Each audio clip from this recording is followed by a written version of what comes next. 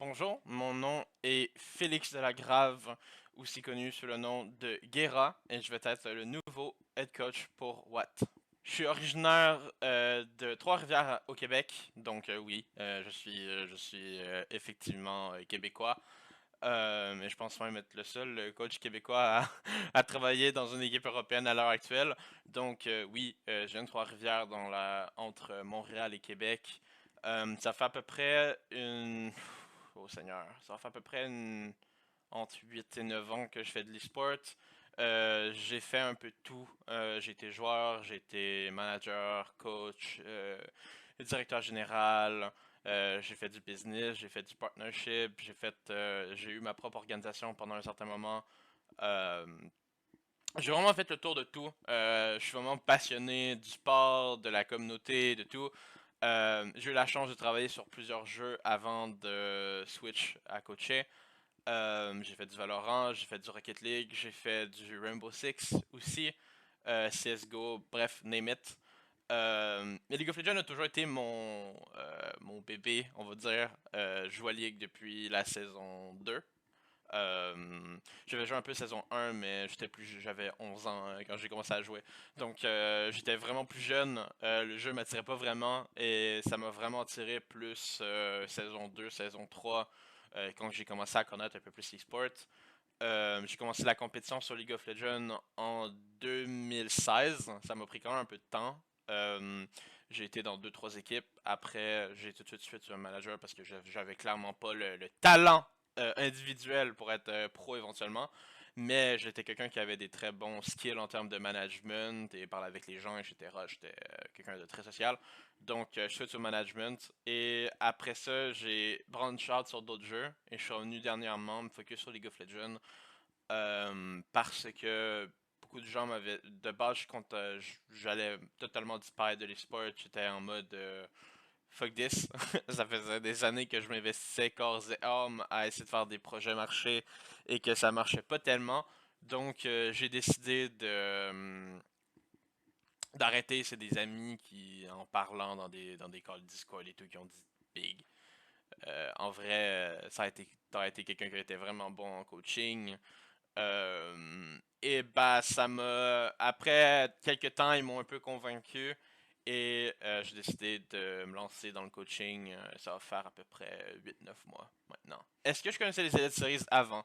Bah oui. Mine de rien, je suis quand même quelqu'un qui m'informe énormément de d'autres régions. Donc c'est sûr que quand je recherche des opportunités, avant de tout, je recherche, je fais un maximum de recherches.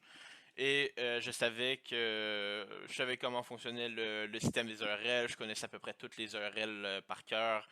Bon, il y en a certaines que je découvre un peu aujourd'hui encore.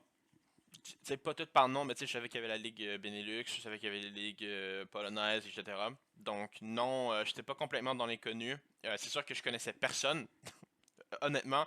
Les organisations qui étaient dans les ligues, je les connaissais pas, à part ceux-là qui faisaient les jeux Master, parce que je suis quand même quelqu'un qui suivait beaucoup les aventures de la CACOR, faut l'admettre. J'ai été très observateur de tout ça, donc c'est sûr que j'ai beaucoup suivi les EUM et en faisant un peu de scouting, en voulant un peu connaître les joueurs des différentes équipes, parce que moi je m'intéresse, c'est quelque chose qui m'intéresse énormément, les rookies. De mon profil qui a travaillé en troisième division de LCK en Corée avec des jeunes.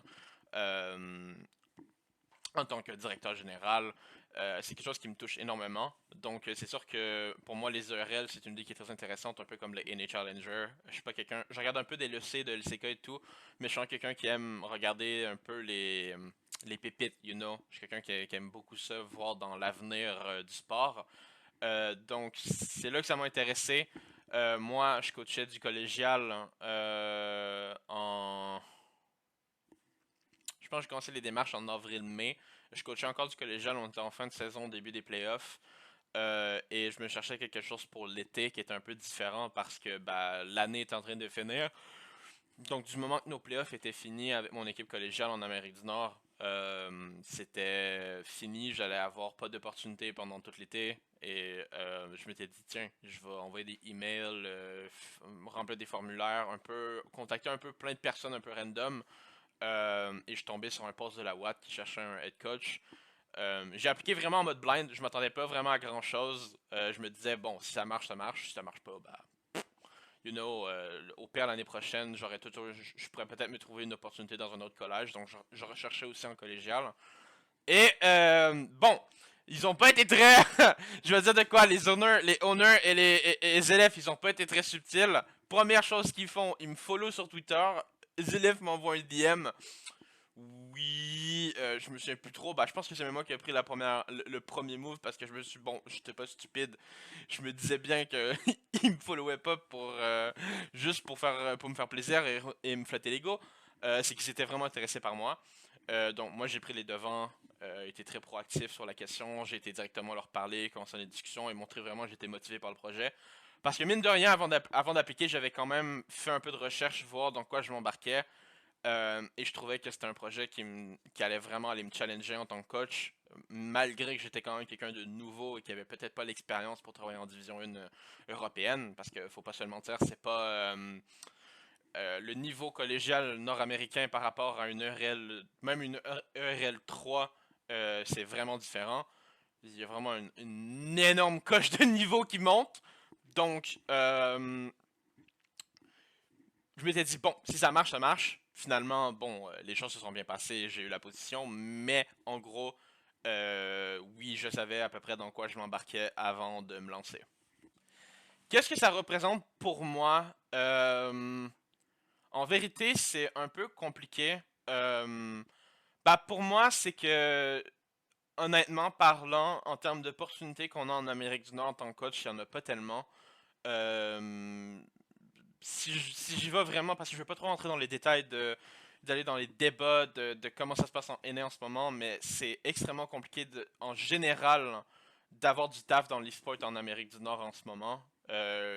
Les organisations baissent de budget, que ce soit à niveau amateur, semi-pro ou professionnel. En général, les orgs ils baissent de budget. Et on a vraiment une quantité énorme de coachs. Bon, je n'irai pas dans les détails, mais on a aussi beaucoup de fraude, mais je pense que ça c'est un peu partout. Mais dans l'idée, c'est que je savais très bien que pour moi de me trouver une opportunité avec le niveau que j'étais actuellement en tant que coach, avec une équipe, alors que j'ai coaché seulement une équipe collégiale de bon niveau, euh, purement bénévolement pendant une année, une moitié d'année complète, même si on a fait du travail énormément. On n'a pas fait les playoffs, on n'a pas fait les championships, ce qui veut dire être dans le top 64-32 des équipes collégiales. Ce qui veut dire que, bon, aller chercher plus haut que ce que j'avais était impossible à l'heure actuelle. Si je voulais aller coacher du NACL, c'était pas possible, à moins que je me fasse moi-même une équipe. Ce qui ne m'intéressait pas vraiment, parce que mine de rien, en toute franchise, moi ce que je cherchais c'était une opportunité que je suis capable de quand même pas vivre de ça, mais qui me permettait de quand même commit un bon nombre de temps parce que moi, mon ambition, c'est de gagner. C'est d'être à fond dans mon équipe, à fond dans un projet. Et malheureusement, si je dois travailler on the side, c'est compliqué. Donc, dans l'idée, c'était sûr qu'en NA à l'heure actuelle, avec ce que moi j'avais à offrir, c'était peut-être vraiment difficile à trouver. Ou j'allais appliquer dans des postes où ce que l'équipe allait interroger 40 milliards de coachs en même temps. Et c'est pas quelque chose qui, moi, c'est plus moi personnel, mais si on commit sur moi, je veux qu'on commit sur moi à 100%. Parce que j'ai une vision qui est très claire. Quand je rentre dans un projet, c'est pas juste je suis coach, je fais des drafts, je m'implique, je veux faire plus que ce que mon rôle demande. Euh, les gens de la WAD peuvent en témoigner. Je travaille avec l'académie, j'aide avec le contenu. Tu sais, j'apporte beaucoup plus que mon coaching à une organisation et pour moi, ça a de la valeur et je veux que l'organisation, peu importe qu'est-ce qu'il m'offre, prenne ça en compte. Et malheureusement, c'est plus difficile à faire en NA parce que il y a énorme, comme je dis, la quantité de coachs est vraiment énorme et aussi moi je veux évoluer. J'aimerais beaucoup coach professionnellement, que ce soit en Div 1, en LCS ou des choses comme ça. Malheureusement, c'est pas quelque chose c'est quand même très ambitieux comme chose, mais à l'heure actuelle, c'est sûr que si c'est déjà difficile d'avoir des coachs, alors en LCS c'est encore plus dur de monter, sachant que les coachs se font virer un peu à droite à gauche, surtout les head coachs. Il n'y a pas vraiment de stabilité de travail en Amérique. Donc, ça m'a fait un peu réfléchir. J'ai commencé à dire, ok, je vais pas mettre toutes mes œufs dans le panier parce que oui, j'aurais aimé beaucoup peut-être faire du collégial qui est vraiment plus stable. Mais je voulais pas juste faire ça parce que ça me...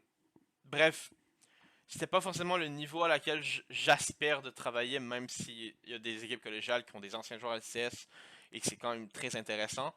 Moi, je veux viser plus haut. Et donc, j'ai commencé à chercher un peu ailleurs. J'ai envoyé des contre des équipes brésiliennes, équipes en LATAM. J'ai cherché en Europe. Et l'Europe pour moi était un choix logique parce que bon, je suis parfaitement bilingue. Je parle français-anglais. Donc, si je voulais travailler en LFL ou dans d'autres ligues, ça me bloquait pas.